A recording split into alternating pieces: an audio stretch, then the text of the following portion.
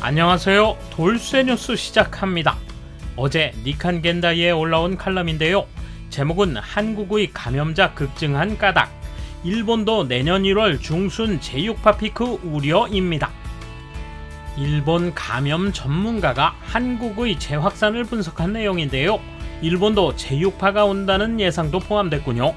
일본 누리꾼들이 시비를 걸며 달려들지만 발각될까 두려운 마음을 숨기지 못하는 반응입니다. 함께 보실까요? 통 크신 구독, 좋아요.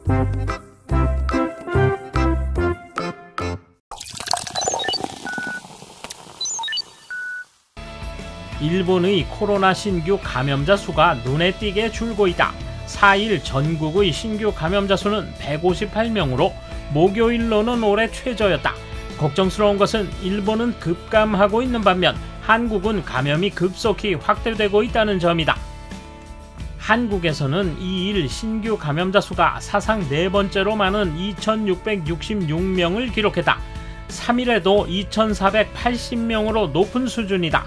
인구의 75%가 백신 접종을 끝냈는데 왜 일본과 비교해서 감염이 퍼지고 있는 것인가? 의료 거버넌스 연구소 이사장 가미 마사히로 씨가 이렇게 말한다.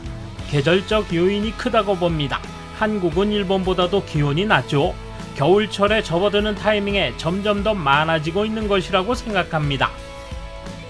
유럽에서는 기온이 낮은 발트 3국으로부터 동유럽, 중부유럽, 서유럽으로 차례차례로 감염이 확대되고 있습니다.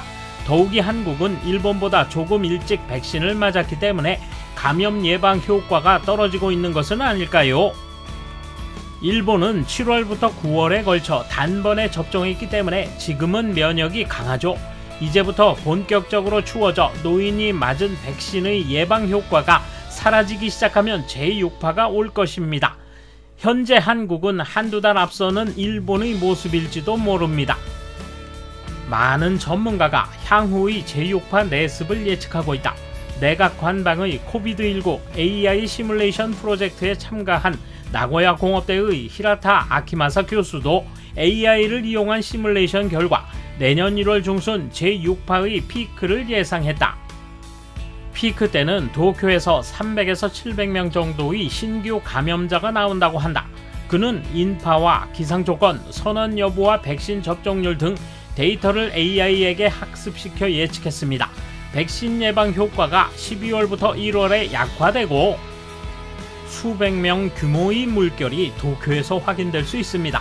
황금 연휴 후에 감염자가 증가하고 있는 걸 감안하면 지금은 감염 상황이 안정되었다고는 해도 코로나 상황에 맞이하는 두 번째 설날도 주의가 필요합니다. 란 말했다.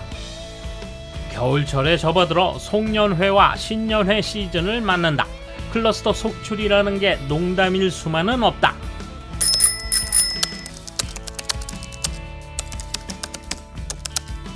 그럼 추운 도호쿠와 홋카이도 등에서도 감염자가 줄어들고 있는 이유는 뭔가? 전문가라는 게 초보자도 할 수 있는 대답밖에 못해? 계절적 요인? 그런 거 상관없다고 학자들이 떠들어댔는데 왜 또 계절 관계가 나오는지 어설픈 학자 말을 그대로 기사화하면 이렇게 된다지. 가미 마사히로, 왜 니칸 겐다이는 이렇게 시야가 좁을까?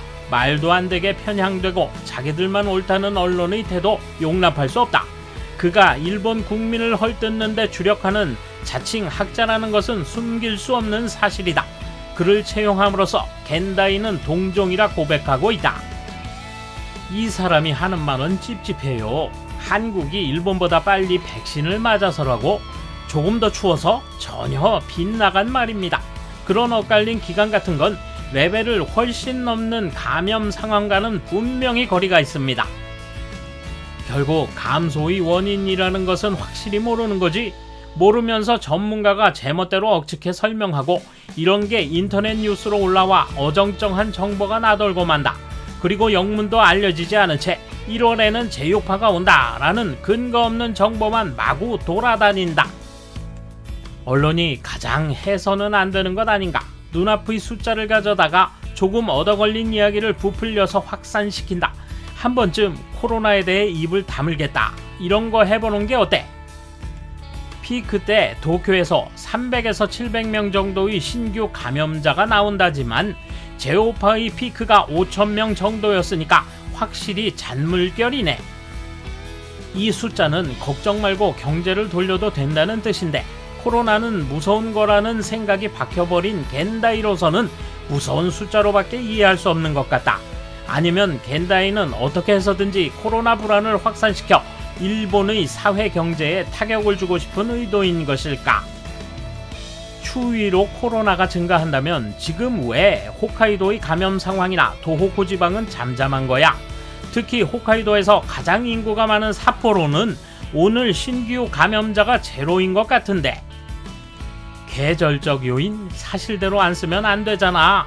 백신 접종 방법이 엉터리였던 것, 1차 접종을 너무 급하게 해서 2차와 간격이 너무 많이 벌어지거나 다른 백신을 접종하는 등 대충 했기 때문일 것이다.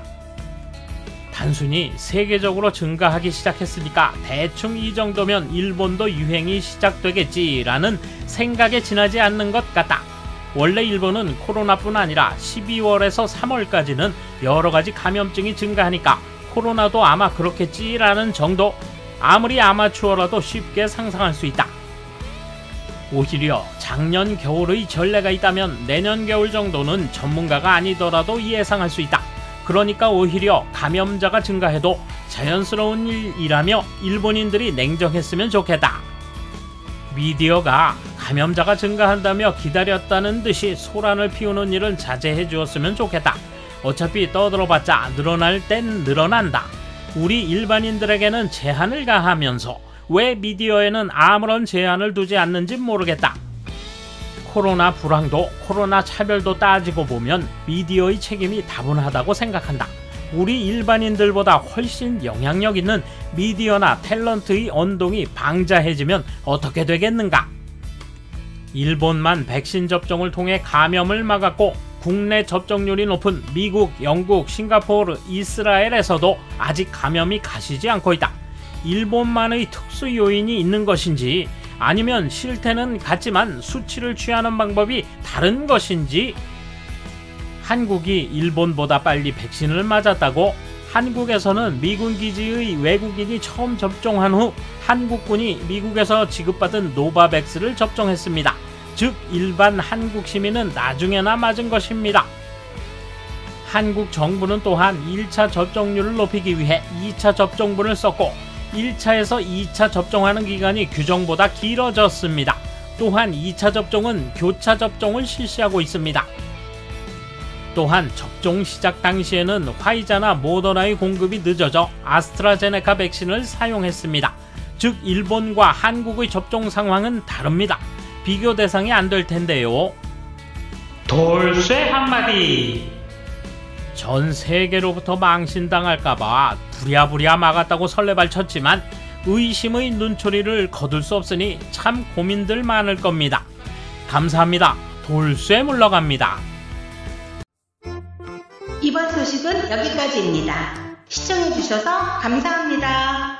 돌쇠처럼 오직하게, 만인처럼 화끈하게.